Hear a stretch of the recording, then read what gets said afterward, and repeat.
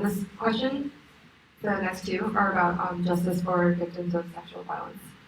Numerous studies have demonstrated that law enforcement and justice officials are often inadequately trained to make unbiased decisions on whether to investigate reports of sexual violence. This vulnerability to bias in the justice system results in uninformed practices that are partly due to lack of comprehensive written policies based on scientific evidence of how victims respond to trauma. For a timely example, I'm going to ask about the case against Harvey Weinstein, who the LA County District Attorney filed criminal charges against just last month. Many witnesses to the Weinstein case have been discounted for continuing positive relationships with him, both superficially or intimately. However, these patterns have been corroborated by scientific literature as well-characterized behaviors of sexual assault victims. Can you elaborate on how the DA can implement trauma-informed practices, which you have both touched on? How will you incorporate scientific literature and data to create comprehensive policies to prevent biases? And then, I think more importantly, how much of this is truly within your control? Absolutely, this is an area that requires a complete revamping of what is currently happening in LA. Number one, not only do we have to be victim-centered, survivor-centered in the way that we do our work, which means that sometimes also, in my experience, just because a survivor is not ready to prosecute a case today does not mean that she or he may not be ready years down the line. So one of the things that we did in San Francisco is that we worked to create multiple on-ramps for survivors to come, tell their story, and make sure that evidence was preserved.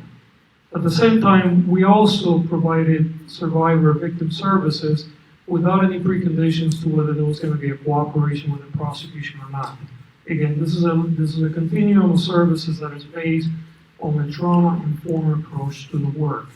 Finally, we work with all the service providers to ensure that when a survivor was coming for assistance, that they were provided with all the resources and that there was a connection, so there was a seamless process, so that a survivor is not brought over for the same type of interviews and the same conversations over and over again, because you have a conversation at the rape center, you have another conversation at the ER room, and then you have another conversation with the police and the prosecutor, which what you're doing is you're re-victimizing the person over and over again.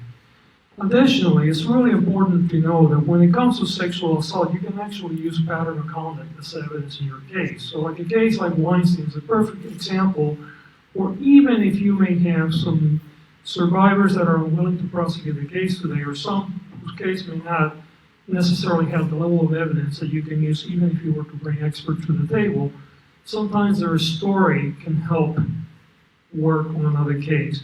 So one of the things that we did, we put a policy paper, a series of policy papers, and one has to do with this, and one of the things we said, we want to make sure that we're allowed by the court, we would allow other survivors, even though if their cases are being currently prosecuted, to come in and tell their story during the case, which is completely lawful to do.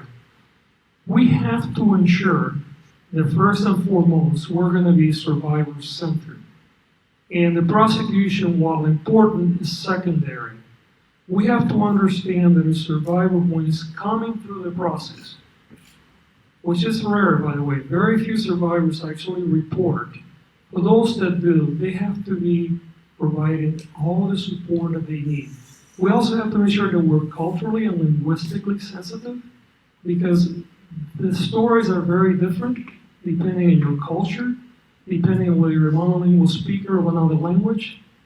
We also have to be sensitive to the LGBTQ community, because especially when you're talking same-gender assault, there's a different set of circumstances that comes into place, and often the system is very insensitive when you're talking about same-sex assaults. So there's a whole host of things that we need to do, but it has to begin with being survivor-centered. And the other thing is that we have to look at the whole area of prevention. We started a whole campaign. We signed up MOUs with every single college and university in San Francisco County. And how many of you are aware of what the red zone is? My goodness, you all guys are graduate students today? Okay, so red zone is the first few weeks in your freshman year. And that's where most of the sexual assaults occur. And understanding that and working with the incoming class is critically important for reducing the incidence of assault.